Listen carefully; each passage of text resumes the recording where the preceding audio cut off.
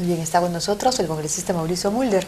Lo hemos invitado para analizar la última legislatura, la legislatura que acaba de concluir. Bienvenido, Mauricio. Gracias por acompañarnos.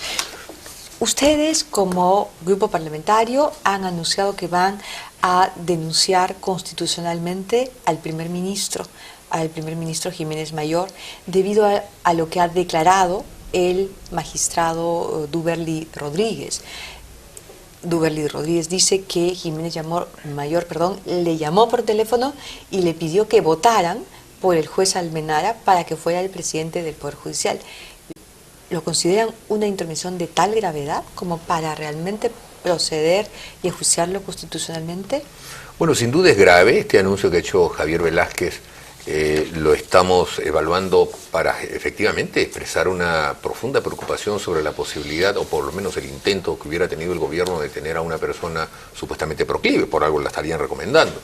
Y el hecho de hacer llamadas de esa índole y decirle a un vocal supremo por quién debe votar, sin que además el vocal supremo se sienta, digamos, avergonzado por eso, cosa que efectivamente ocurrió. El Duberly Rodríguez es un magistrado, creo que de amplia trayectoria y de mucho reconocimiento, ha tenido pues el tino de poner esto en evidencia pública, ¿no? Entonces no es un tema que podamos soslayarlo y dejarlo allí nomás. Entonces estábamos planteando ese tema, porque ¿qué otra forma podría ocurrir? Una comisión investigadora o una interpelación no va, porque es directamente un hecho de imputación que tiene que ser desmentido en una sede, digamos, de investigación, y eso solo corresponde a la Comisión de Acusaciones Constitucionales, ¿no? Ahora, ¿será la palabra del magistrado versus o contra la palabra del ministro? Es una situación bien delicada. Sí. Tú dices, bien, por alguna razón el magistrado lo hace público. Sí. Algún elemento mayor debe tener a su favor, siendo precisamente un hombre de leyes, ¿no es cierto? Si esto queda entre la palabra de uno y la palabra de otro, no hay mucho que hacer, ¿no? Claro. Tendrían que haber otros indicios, elementos de prueba, evidentemente, que acompañen una circunstancia como esa. ¿De pronto una grabación? No lo sé, eso sería muy mediático, ¿no?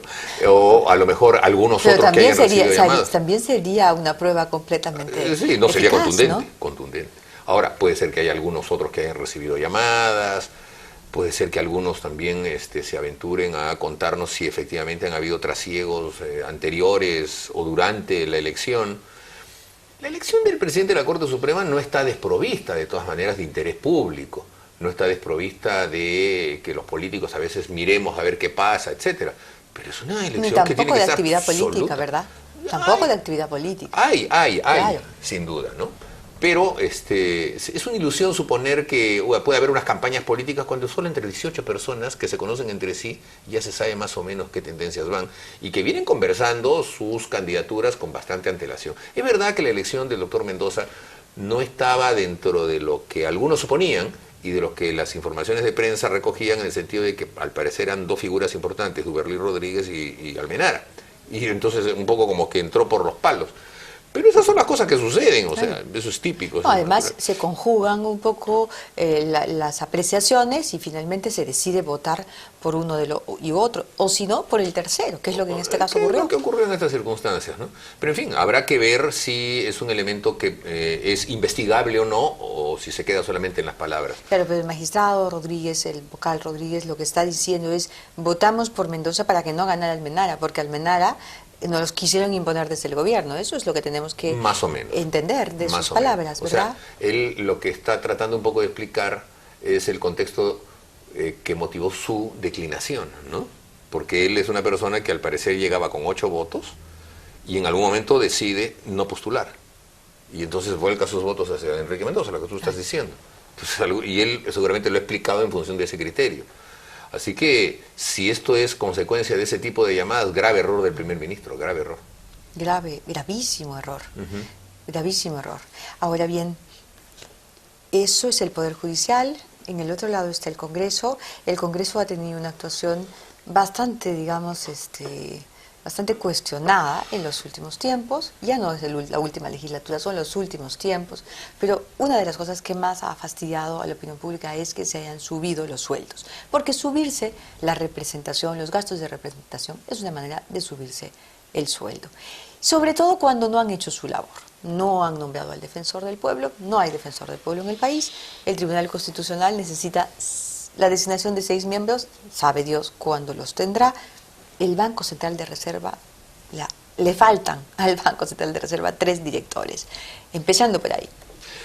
Bueno, hay que entender que el Congreso es una institución producto de un sistema político que todavía no hemos logrado ni hemos sido capaces de reformar. ¿Por qué? Porque estamos dentro del propio embudo que la misma Constitución del 93 señala. Se necesitan 87 votos para que cualquier reforma pueda proceder. Y el Perú es un país pluripolítico. Y las diferencias de las fuerzas políticas son tan abismales y a veces las desconfianzas son tan grandes que casi es imposible encontrar consensos. Por eso es que en los últimos, tú señalas bien, en los últimos 15 años o 20 años, yo diría que desde antes, desde el golpe de Estado, porque los problemas que tenía la Cámara de Diputados y el Senado eran distintos, eran también problemas, eran complicaciones, y había también una baja percepción ciudadana, pero a partir del golpe de Estado, cuando se germina este esquema de tener un Congreso muy pequeño para tenerlo domesticado desde el poder, una visión típica del golpismo, hemos tenido el mismo Congreso hasta el día de hoy. Y el Perú, como es fraccionado, y encima tenemos crisis de partidos políticos, y se promueve el individualismo contra el colectivismo político, entonces los mismos partidos políticos que buscan o que deberían tener la responsabilidad de cohesionar para obtener acuerdos a sus grupos, no pueden, porque los individualismos son los que florecen. En este caso, por ejemplo, se logró un acuerdo para el defensor del pueblo, y bastó que viniera una persona, que fue Daniela Bugatás, y rompió el acuerdo porque no le daba la gana. Y entonces ahí no hay que los partidos políticos respetan a sus voceros, no hay unidad, no hay disciplina, no hay nada, ahí lo hace lo que le da la gana. Y entonces él logró que unos 15 del grupo nacionalista dijeron, no queremos. Entonces por eso nada más no se pudo ir a la votación, porque ya se sabía que los de Perú Posible no querían, que también por lo mismo, el vocero de Perú Posible firma y sus miembros de bancada lo desautorizan, comenzando por el presidente Toledo, que es el primero que desautoriza a su vocero. Sin ser parlamentario se mete. Entonces, toda esa fragilidad de ese régimen político se traduce en todo lo que tú estás diciendo. Y entonces, claro, uno de los temas es el de la representatividad. El Congreso sigue siendo una especie de élite, es muy pequeño y no tiene la representatividad que debería tener como sucede en todos los congresos. Entonces se busca resolver el tema de la representatividad con mayor presencia de los parlamentarios, y en eso va la lógica del aumento de los gastos operativos. Porque hubo una disminución fuerte en el 2006, y entonces lo que se está haciendo es dar una asignación adicional, que yo lo entiendo como un tope, o sea, no lo entiendo como un fijo, lo entiendo como que tú, sobre todo los de provincias, que son los que más me piden eso, claman que cuando tienen que ir a distintas provincias, o no, incluso que no son las de su propio departamento, sino otras, bueno, los gastos operativos no se los dan, que, por ejemplo, cuando un ministro viaja, le pagan, ¿no? Tiene viáticos, esa cosa, el parlamentario no tiene. Entonces es una especie de viático, y es enojoso, y es difícil, y además explicarlo a la población es complicado, y entonces hay todo este tema. Pero es un tema integral, y la verdad es que hemos avanzado en algo, en un consenso, de, por ejemplo, restituir la bicameralidad para que haya los contrapesos. Pero yo no creo que vaya a tener los votos. También hemos planteado, por ejemplo, que el voto sea voluntario. Le da más calidad, más contenido a la escogencia del voto preferencial. Aunque también hemos planteado la eliminación del voto preferencial para que sea en la etapa previa, al interior de los partidos. Es decir, que le competa a quienes tienen interés en ese partido. Pero ya cuando se convierte esto en un circo de todos los candidatos, todos contra todos, 36 candidatos por lista, y a veces hay 40 listas en Lima, entonces te imaginas la cantidad de gente, ¿no? Se convierte esto en un circo y todas las calles están llenas de paneles y la gente se confunde, etc. Todo eso no abona en favor de la democracia, porque al fin y al cabo así es la democracia. Todo eso abona en favor de decir, ya tanta gente, solo hablan y no sé qué, pero en el fondo lo que están haciendo es tratar de encontrarle justificaciones a la posibilidad de que alguien venga y cierre el Congreso.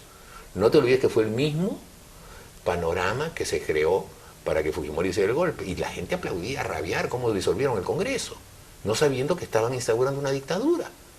Y entonces, claro, el ambiente de que todos los otorongos y no sé qué, está bien, todos son otorongos y lo que tú quieras, pero el Congreso es la representación del pueblo. Las personas que están ahí han salido con votos. Sí, yo a veces digo eso, ¿no? Hay personas que, ¿cómo es posible que esté ese ciudadano, un incapaz, un analfabeto, que no sé qué? Entonces tú te pones a ver y tiene 20.000 votos. ¿Y dónde están esos 20.000 ciudadanos peruanos con nombre, apellido, con DNI que votaron por él? Nadie, no aparece nadie, nadie se responsabiliza por su voto preferencial.